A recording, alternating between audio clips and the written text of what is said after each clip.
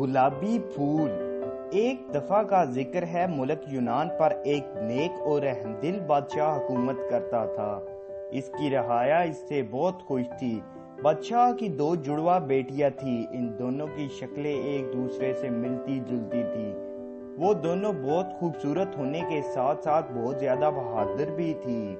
दूसरी तरफ एक जादूगरनी जिसका नाम शकीला जादूगरनी था। वो समझती थी कि वो इस दुनिया में सबसे ज्यादा खूबसूरत है। इसके पास एक जादुई आईना था। एक दिन इसने अपने जादुई आईने से पूछा कि है आईने, इस दुनिया में सबसे ज्यादा खूबसूरत कौन है? आईने ने जवाब दिया कि बेशक इस दुनिया में सबसे ज्यादा खूबसूरत तुम थी, मगर अब मुल्क यूनान की शहजादिया है।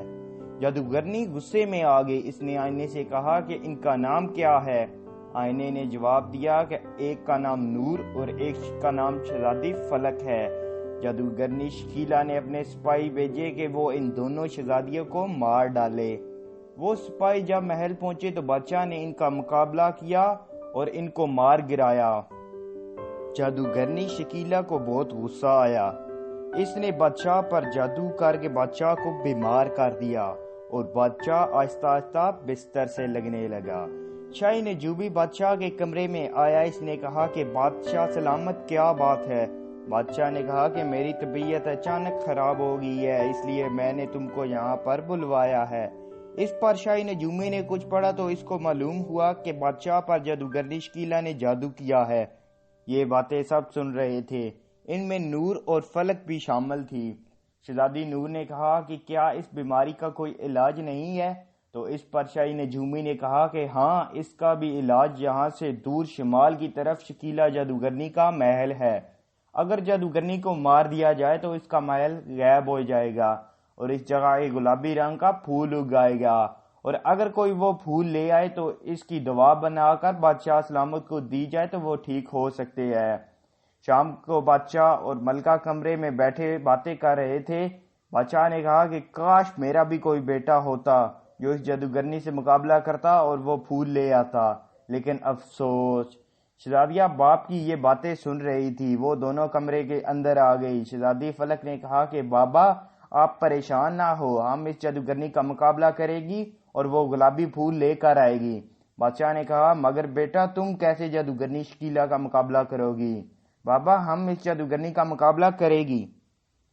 दूसरे दिन शहजादिया अपने सफर पर रवाना हो जाती है। इनके घोड़ों का रुख शमाल की तरफ होता है। जब वो जंगल से गुजर रही होती है तो इनको एक महल नजर आता है। वो समझ जाती है कि यहाँ ही जादूगरनी शकीला का महल है। वो जब महल के अंदर जाती है तो एक कमरे से रोशनी आ रही थी। जब वो कमरे में जाती है तो वहाँ एक मेज पर फ्रूट पड़ते हैं और इसके साथ ही एक कुर्सी पर एक औरत बैठी होती है। वो समझ गई थी कि यही जादूगरनी शकीला है। शहजादियों ने कहा कि तुम मुझे वो फूल दे दो तो मैं तुम्हारी जान बख्श दूंगी। इस पर जादूगरनी शकीला कहती है कि अगर तुम वो फूल चाहती हो तो अपनी जान हमें दे दो। इस पर शहजादिया जवाब देती है कि जान तो अब हम दोनों तुम्हारी लेगी। इसके बाद जादूगरनी शकीला कुछ पढ़ने लगती है। इसी वक्त शहजादी नूर ने अपनी तलवार निकालकर जादूगरनी का हाथमा कर दिया। जादूगरनी का हाथमा होते ही जादुई गुलाबी फूल इस जगह उग आया।